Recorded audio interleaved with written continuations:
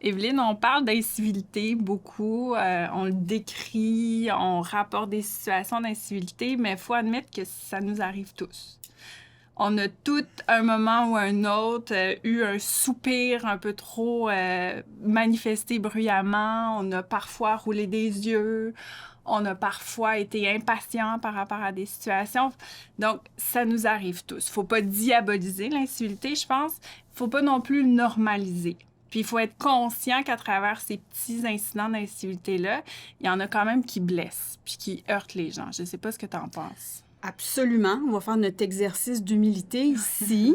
Tu as raison de dire ça. Puis je pense que moi, en tout cas, personnellement, quand je réfléchis au moment où j'ai commis des petits impairs, là, tu sais, des moments où j'ai pris trop de place dans une réunion parce que j'étais passionnée, le moment, je me rappelle encore, je bloquais une porte de métro à la station Berry-UQAM, la pire porte à bloquer.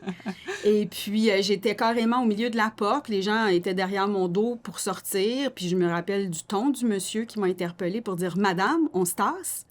Il y avait une petite pointe de jugement, oui, parce que c'est ça, un petit ton péremptoire. Mais, tu sais, le lien commun de ces exemples-là, c'est que j'étais dans ma bulle. J'étais pas consciente de ce qui se passait. Puis, on va le répéter beaucoup, le mot « conscience ».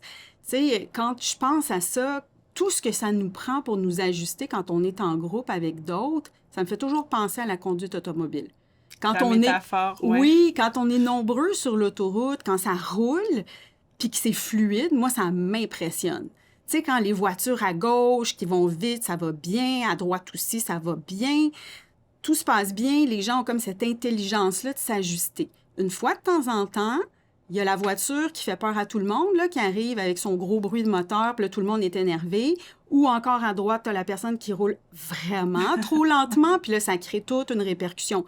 Alors, je trouve que c'est une belle image pour placer ce qu'on essaie de dire ici.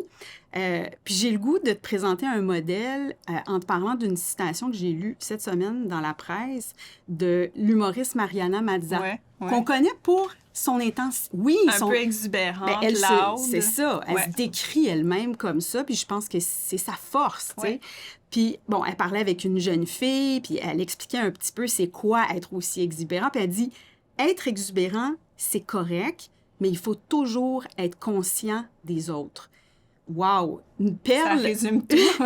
Ça résume. En fait, ce qu'elle dit, c'est si tu es intense, il faut que tu aies une sensibilité qui soit presque aussi développée.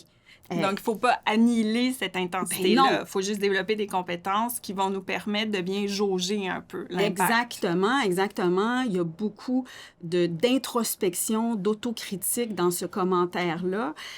Et ça m'amène à te parler du modèle que j'aime beaucoup. Moi, j'ai beaucoup lu et entendu, entre autres, là, Estelle Morin, qui est à HEC, qui travaille beaucoup sur l'intelligence émotionnelle. On ne parlait pas beaucoup de ça il y a 20 ans. Aujourd'hui, c'est tout à fait d'actualité de parler de ces compétences-là. Si on veut se remémorer simplement, il y a au moins 3 grandes compétences là, qui appartiennent à ce qu'on appelle l'intelligence émotionnelle. La base de tout, c'est la conscience de soi. Okay. Être conscient à un moment X, autant, j'ai envie de dire, notre posture, notre ton de voix, notre état d'esprit, mais notre état intérieur aussi. Dans quel état je me trouve à un moment X? Okay. Alors, d'être en contact avec ça, c'est primordial pour le 2e étage de compétences qu'on appelle la gestion de soi. Les psychologues cliniciens, eux autres, vont souvent utiliser l'expression « la régulation émotionnelle », qui est une compétence clé qui fait en sorte que, mettons que je suis dans un état très agité, très exubérant, mais il faut que j'ai des petites lumières qui s'allument, puis que j'ai quelques outils dans mon coffre à outils pour... j'ai envie de dire, atténuer peut-être. Niveler un petit peu. Tu sais, ce genre d'outil-là, ça va m'aider à respirer au lieu de répliquer. Ouais. Tu sais, dans prendre l'espèce de petit moment de pause. Exactement. Fait qu'on est dans des choses très simples ici, la prise de recul, la respiration. Puis sinon, bien, on est dans d'autres compétences du type, là, vraiment, à être capable de parler aux autres de nos difficultés, de se parler soi-même dans notre discours intérieur pour pouvoir se calmer. C'est tous les outils qu'on a pour s'apaiser et se calmer. Une fois qu'on pose ce regard-là sur nous, qu'on apprend à se gérer, mettons qu'on c'est exactement ça, ça nous permet quoi face aux autres? Moi, puis c'est souvent de cette façon-là que c'est présenté aussi, c'est qu'une fois qu'on a calmé un peu ce feu-là, quelque part, ça nous rend plus disponibles à ce qui se passe autour de nous. Ça nous décentre. Ça, c'est la troisième compétence, la conscience d'autrui. Tu sais, je te regarde là, je vois ton non-verbal parce que je suis pas tout énervée là, avec ce que je t'explique là.